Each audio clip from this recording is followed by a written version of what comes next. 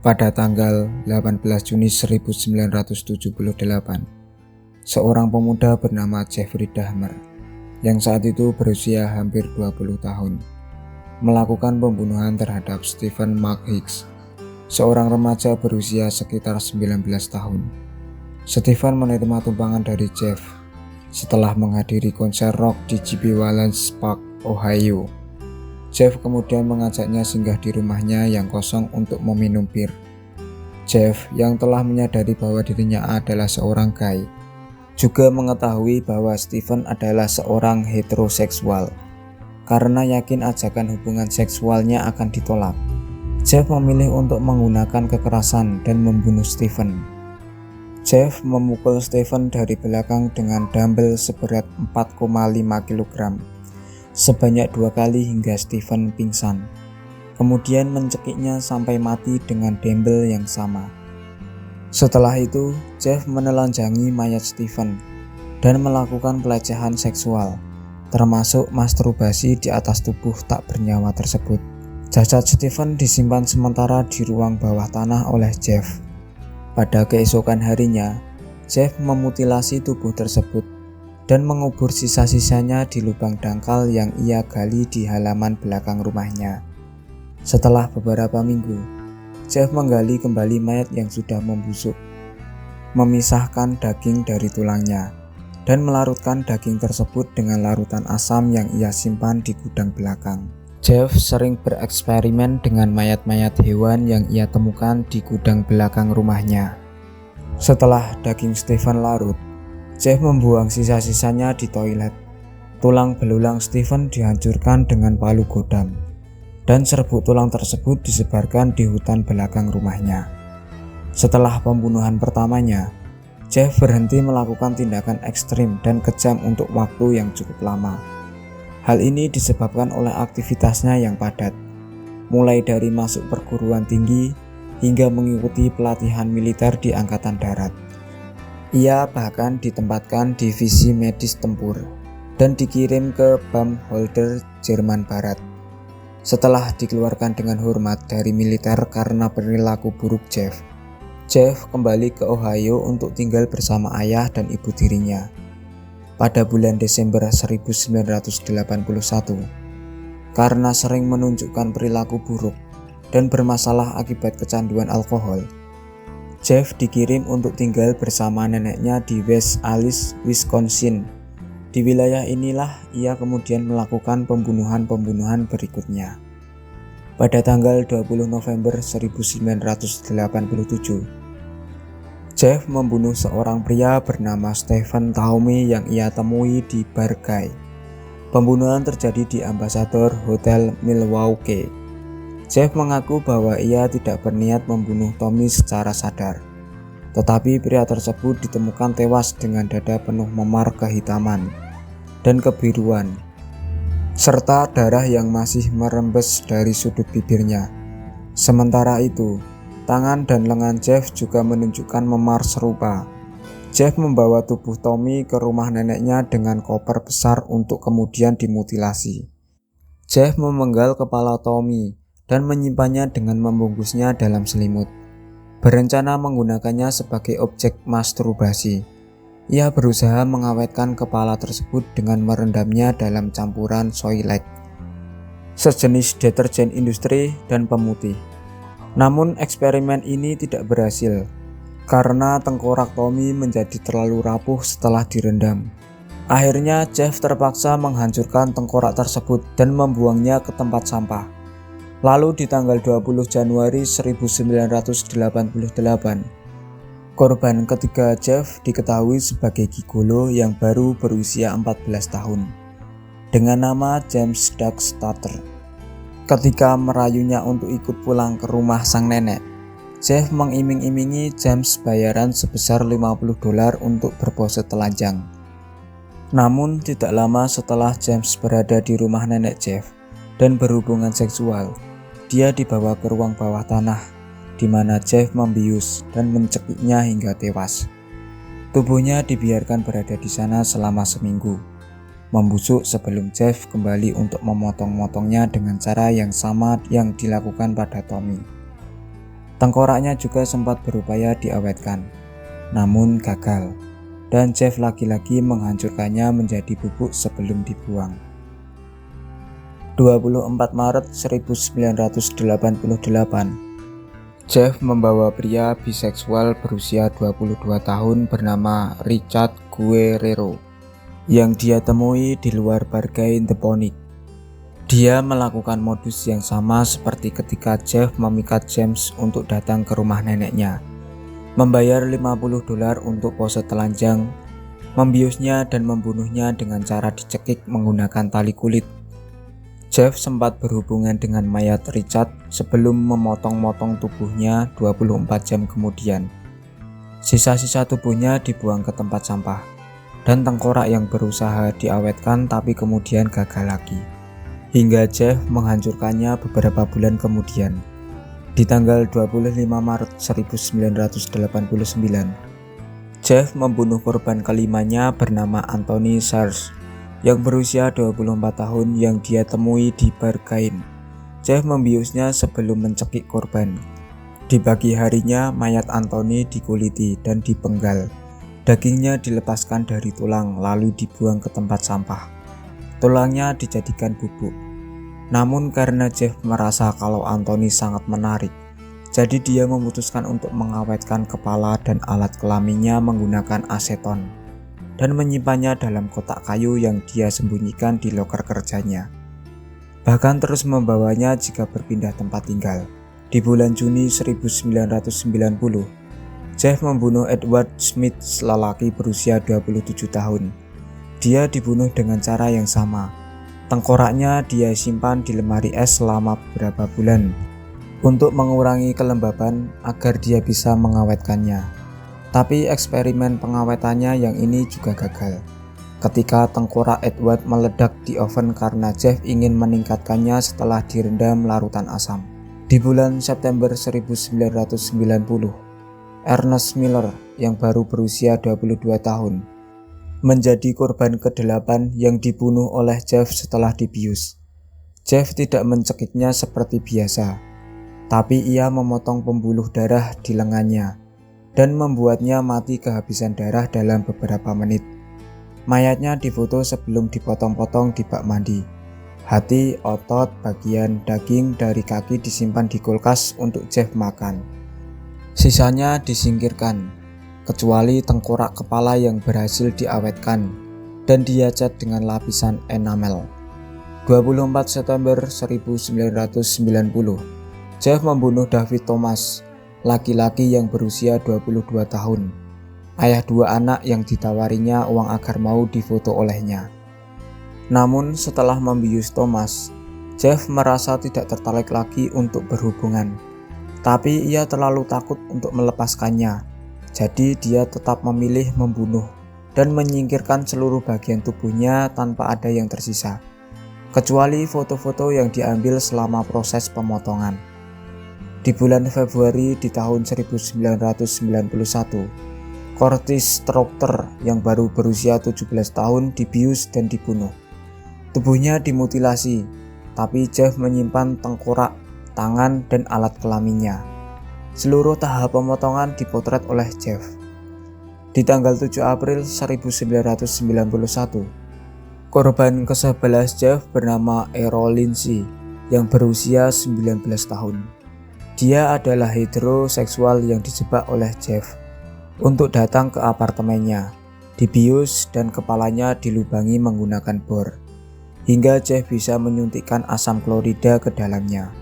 Errol sempat sadar sebelum Jeff membunuhnya dan memotong-motong tubuhnya. Tengkoraknya disimpan, kulitnya berusaha diawetkan menggunakan larutan air dingin dan garam. Tapi gagal hingga Jeff terpaksa membuangnya karena kondisi kulitnya sudah rapuh. Di tanggal 24 Mei 1991, Tony Hughes yang berusia 31 tahun menjadi korban ke-12. Dia mengalami proses kematian yang hampir serupa dengan Errol. Tengkoraknya diawetkan. Beberapa hari kemudian, di tanggal 26 Mei 1991, Jeff membunuh remaja Laos bernama Kodrek Sintosa. yang berusia 14 tahun. Dia dibius dan menerima suntikan asam klorida di kepalanya. Meski sempat berhasil kabur dan meminta pertolongan, tapi Jeff berhasil membawanya lagi ke apartemen dan lolos dari kecurigaan petugas setelah mengatakan kalau Kondrak adalah pacarnya. Setelah itu dia membunuh bocah malang itu, memotong-motongnya dan mengawetkan tengkoraknya. Di tanggal 30 Juni 1991, korban ke-14 adalah pria berusia 20 tahun, bernama Matt Turner. Dia dibius, dicekik, dan dipotong-potong. Kepala dan organ dalamnya disimpan dalam freezer. Beberapa hari kemudian, di tanggal 5 Juli 1991, Jeff membawa Jeremiah Quinn Berger yang berusia 23 tahun sebagai korban ke-15. Dia dibius dan kepalanya disuntikan air mendidih. Hal ini membuat Jeremiah koma dan meninggal 2 hari kemudian. 10 hari kemudian di tanggal 15 Juli 1991, Oliver Lacy yang berusia 24 tahun terbujuk oleh Jeff untuk ikut ke apartemennya. Oliver dibius dan dicekik. Jeff sempat berhubungan seks dengan mayatnya sebelum dipotong-potong.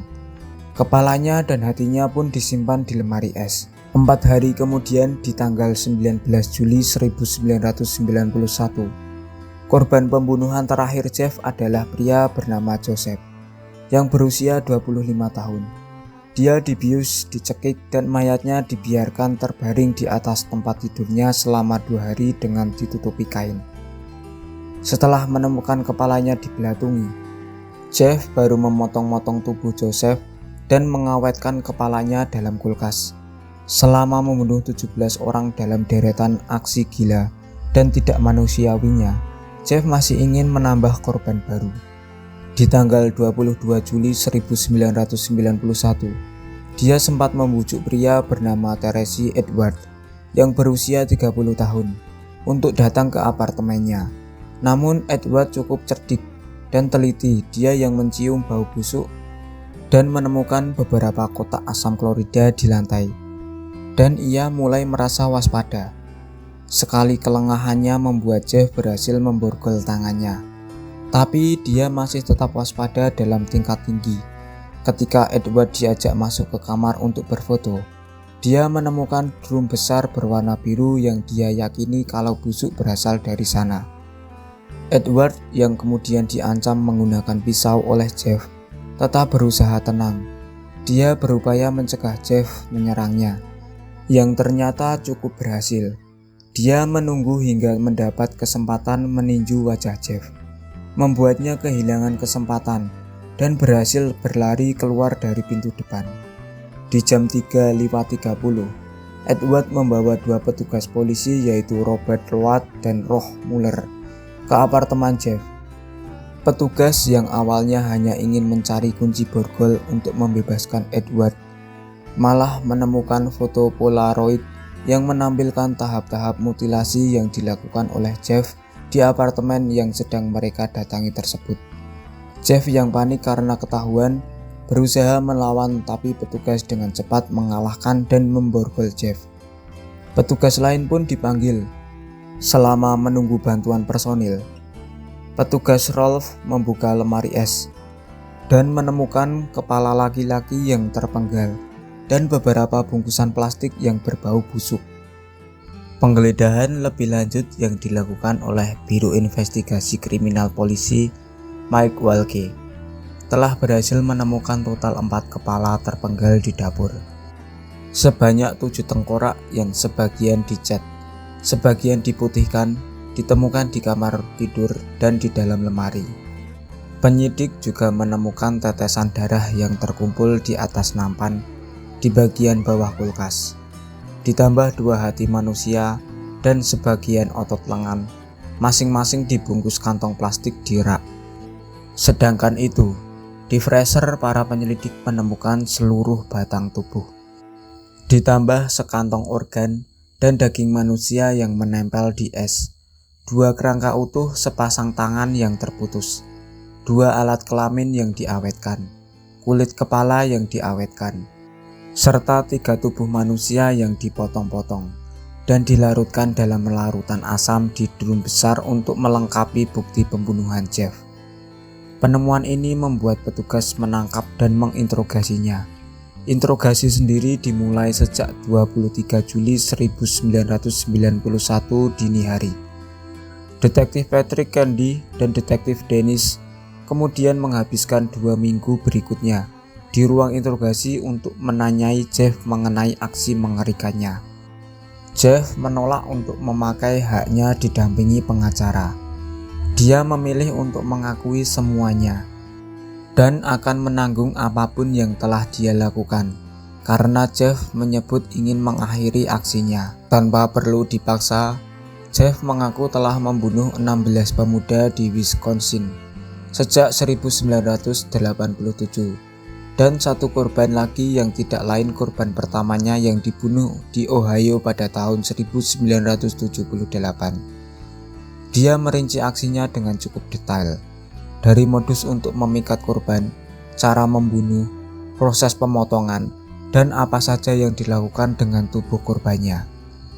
Jeff sendiri mengaku kalau dia tidak hanya berhubungan seksual dengan mayat korban, tapi juga memakai jantung, hati, otot lengan, dan bagian paha dari beberapa korban yang membuatnya layak disebut sebagai kanibal. Jeff mengaku kalau dia merasa tidak bisa berhenti membunuh dan memiliki dorongan yang kuat untuk mencari korban baru. Kepada detektif juga, Jeff memberi alasan mengapa dia menyimpan kerangka korban dan tengkorak kepala, yang dia beri gambaran kalau dia ingin membangun altar pribadi di apartemen, di mana Jeff akan meletakkan kerangka serta tengkorak korban di atas meja hitam yang dia miliki di apartemen. Altar ini rencananya dibuat untuk dirinya sendiri sebagai tempat meditasi dan merasakan kekuatan dalam dirinya. Jeffrey Dahmer, ia lahir pada tanggal 21 Mei 1960 dari pasangan Joyce Janet dan Lionel Herbert Dahmer dengan nama Jeffrey Lionel Dahmer. Ibunya adalah seorang instruktur mesin dan ayahnya adalah seorang ahli kimia. Beberapa sumber menyebutkan kalau Jeff mendapatkan kasih sayang yang utuh dari orang tuanya semasa kecil. Namun ibunya yang diketahui menderita depresi dan memiliki gangguan mental serta menghabiskan lebih banyak waktu di tempat tidur, membuat Jeff merasakan kehidupan yang tegang karena terus melihat orang tuanya berdebat atau bertengkar.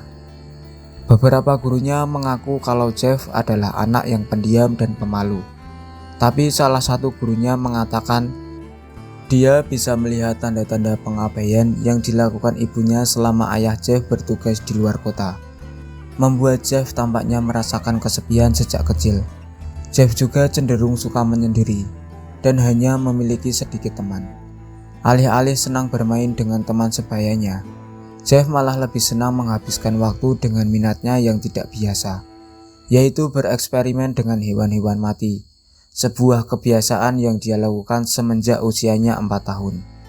Lionel, ayahnya mengaku kalau Jeff anehnya terlihat senang ketika dia mengeluarkan tulang hewan dari bawah rumah dan menjadikan tulang-tulang tersebut sebagai mainan, yang bersuara di mana Jeff menyebutnya sebagai tongkat biola. Kesenangan Jeff terhadap tulang pun berlanjut. Dia mulai mengumpulkan tulang-tulang hewan bahkan saat keluarganya pindah ke Bed Township, di mana Jeff memiliki rumah di atas hutan dengan luas 1,5 hektar. Rumah ini memiliki pondok kecil di belakangnya, yang kemudian menjadi tempat eksperimen Jeff untuk mengumpulkan dan mengawetkan berbagai serangga dan hewan kecil ke dalam toples formaldehida. Lionel awalnya tidak melihat kesenangan putranya sebagai masalah, tapi justru senang karena Jeff menunjukkan keingintahuan di bidang ilmiah saat usianya masih muda. Dia juga yang mengajari Jeff untuk mengawetkan tulang dengan aman menggunakan teknik yang masih Jeff terapkan di kemudian hari kepada para korban manusianya. Perilaku dan upaya pertama penyerangan Jeff diakui terjadi saat Jeff masih remaja dan mengidentifikasi dirinya sebagai seorang gay. Dia berniat menyerang seorang pelari yang sering lewat di depan rumahnya.